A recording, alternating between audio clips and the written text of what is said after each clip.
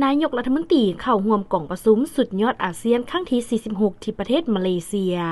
วันที่ 26 พฤษภาคม 2025 ที่กัวลาลัมเปอร์ประเทศมาเลเซียท่านสนไซศรีพันดอนนายกรัฐมนตรีแห่งสปป.ลาวพร้อมคณะผู้แทนลาวได้เข้าร่วมกล่องประชุมสุดยอดอาเซียนครั้งที่ 46 โดยการเป็นประธานของมาเลเซีย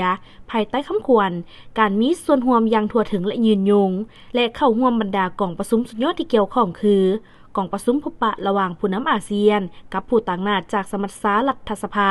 ระหว่างชาติอาเซียนกล่องประชุมพบปะระหว่างผู้นำอาเซียนกับบรรดาผู้ต่างชาติสาวหนุ่มอาเซียนและกล่องประชุมพบปะระหว่างผู้นำอาเซียนกับสภาที่ปรึกษาธุรกิจอาเซียน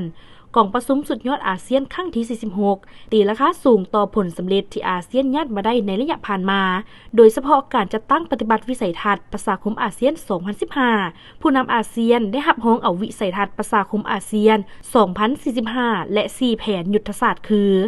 แผนยุทธศาสตร์ประชาคมการเมืองความมั่นคงอาเซียนแผนยุทธศาสตร์ประชาคมเศรษฐกิจอาเซียนแผนยุทธศาสตร์ประชาคมวัฒนธรรมสังคมอาเซียนแผนยุทธศาสตร์การเสื่อมจอดอาเซียนเพื่อเป็นทิศทางในการร่วมมือของอาเซียนสำหรับ20 ปีข้างหน้าเพื่อสร้างประชาคมอาเซียนให้มีความเข้มแข็งมีนวัตกรรมคล่องแคล่วและประชาชนเป็นใจกลางนอกนี้กองประชุมได้ปรึกษาหารือการพัวพันร่วมมือกับภายนอก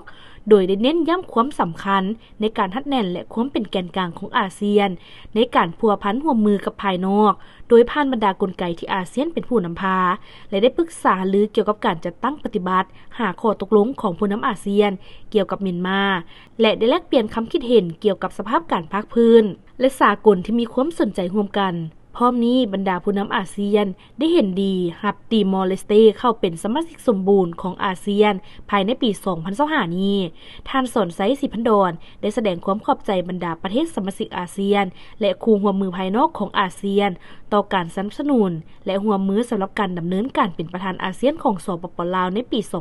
2024 และได้ยืนยันคืนความหมายมั่นของสปป.ลาวในการสืบต่อร่วมมืออย่างใกล้ชิดกับบรรดาประเทศสมาชิกอาเซียนและคู่ร่วมมือภายนอกเพื่อผลสำเร็จของอาเซียนในปี